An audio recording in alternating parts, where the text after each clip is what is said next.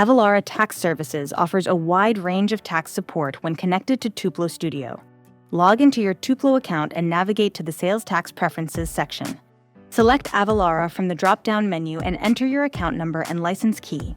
Once finished, click the Update Sales Tax button to apply the changes. Customers can be assigned a tax exemption status. When editing a customer account, activate the tax exemption checkbox and select from the available tax exemptions.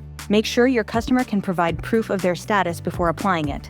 The Category Asset window features an additional column to assign tax codes.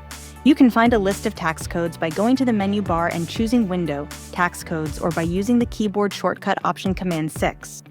To apply a tax code to a category, search for the desired tax code, right-click an option, copy the code, and then paste it into the field of the desired category.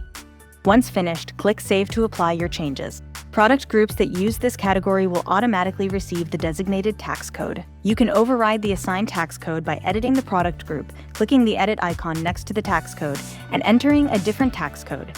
Adding these features by integrating your Avalara service helps you track granular tax details in Tuplo Studio.